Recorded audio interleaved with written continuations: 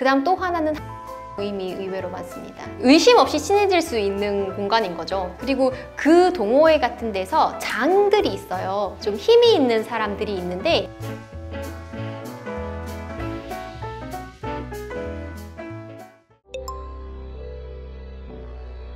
불륜 남녀를 만나는 장소라는 의미라면 직장이 의외로 생각보다 많고요. 그 다음에 동호회, 특히 골프나 낚시, 등산같이 좀 장기간 오래 하는 운동 동아리들이 좀 있고요. 그 다음 또 하나는 학부모 모임이 의외로 많습니다. 의심 없이 친해질 수 있는 공간인 거죠. 그리고 그 동호회 같은 데서 장들이 있어요. 좀 힘이 있는 사람들이 있는데 이 불륜 관계가 발각이 되거나 하면 그 동호회 자체가 어려워지기 때문에 쉬쉬하기도 하고요. 오히려 그 동아리에서 오래 활동한 사람 같은 경우에는 상관소송을 도와주는 경우도 있습니다.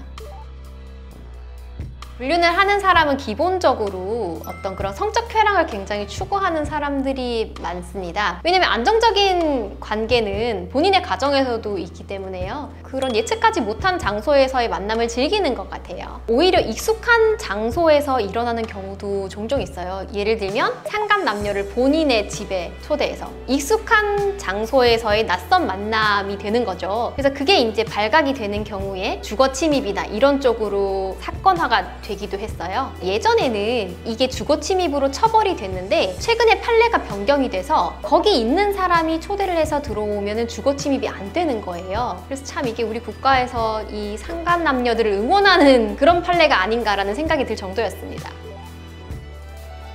유부남, 유부녀인 걸 속이고 만나는 경우도 있어요. 근데 학부모 모임 같은 경우에는 변호사로서는 쉽죠. 왜냐면 학부모니까 서로 결혼을 했다는 걸 알고 만난 모임이라는 게 너무 명백하니까요. 근데 다만 다른 동아리에서는 속이고 만나는 경우도 있어요. 그래서 그런 경우는 불륜을 잡더라도 고의를 입증하기가 굉장히 어려운 경우가 있어서 곤란한 경우가 상당히 많습니다. 내가 유부남인 거를 모르고 어떤 남자를 만났다. 그러면 오히려 이 남자한테 성적 자기결정권 침해로 소송까지도 가능해요. 그래서 당신이 유부남인 걸 알았다면 내가 당신과 관계를 하지 않았을 건데 그걸 속임으로 인해서 내가 성적으로 당신과 할 수 있는 그런 결정권을 침해당했다라고 할 수 있는 거죠. 민사로 성적 자기결정권 침해로 인한 손해배상 청구 소송이 가능합니다.